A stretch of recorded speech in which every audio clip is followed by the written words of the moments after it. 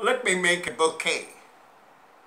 The first flower to go in would be the rose. It is a beautiful flower. But the world would have been so dull and dreary if all flowers everywhere looked just like the roses.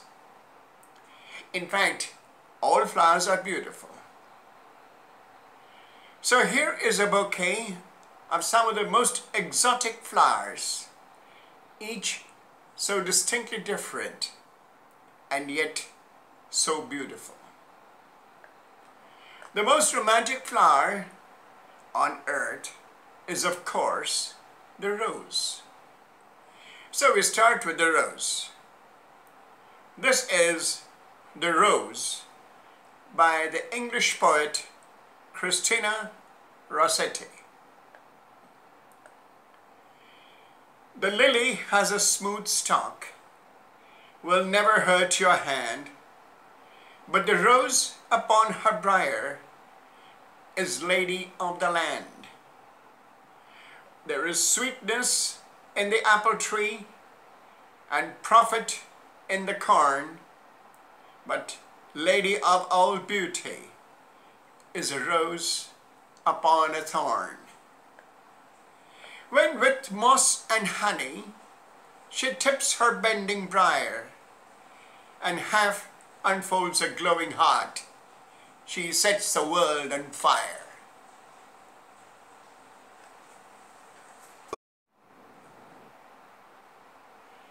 After the glowing romance of the rose, let us admire the purity of the lily with The White Lilies by the American poet Sandra Fellman. As the wind unfolds the lilies, flower, love of purity, as I sway backwards and forward, a recurring melody.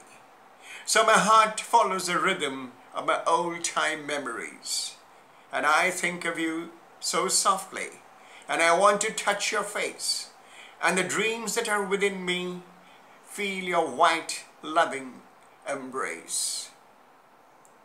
Yet reality is so different. Far from me you will always be, as I gather wilted lilies by the frigid, windy sea.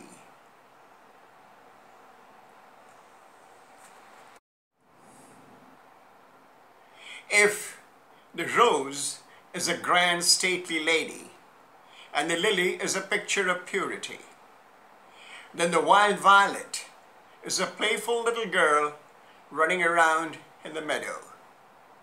This one, by the American poet Hannah Flagg Gould, will add some mirth and laughter to the bouquet. Violet, violet, sparkling with dew, down in the meadowland, wild where you grew.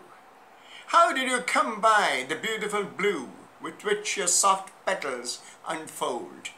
And how do you hold up your tender young head when rude sweeping winds rush along over your bed, and dark gloomy clouds ranging over you shed their waters so heavy and cold? No one has nursed you or watched you an hour, or found you a place in the garden or bower, and they cannot yield me so lovely a flower as I have found at my feet. Sweet, my sweet violet, answer and tell, how have you grown up and flourished so well, and looked so contented where lowly you dwell, and we thus by accident meet.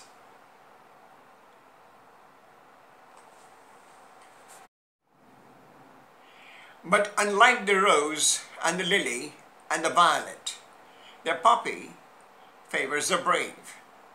It honors the ones who lay down their lives for the glory of the motherland. So here is an eulogy to the poppy through the poem Poppy, Oh Poppy by Christopher K. Bayliss. Poppy, oh poppy, abundant and flowing, across all the fields you're still constantly growing. As your seeds blow and find their own bed, they are reminding us of the most glorious dead. Glorious in the contribution they made, glorious for the price that they paid, glorious for fighting for what they believed, glorious for the terrors and hell they received.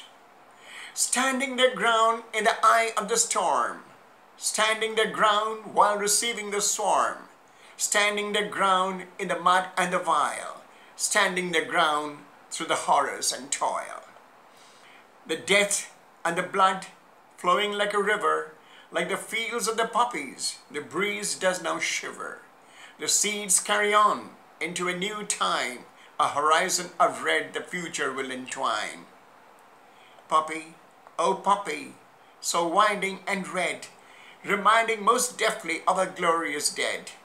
You are constantly sowing your own little seed, as those who had fought did for those who were freed. Although many thousands of lives they have gone, your legacy will like that small seed go on. Although now in history and most never met, you can take it for granted, we shall never forget.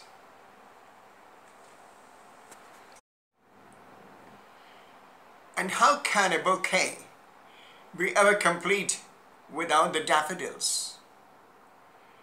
The last and final flower into my bouquet is the poem I Wandered Lonely as a Cloud by the English poet William Wordsworth.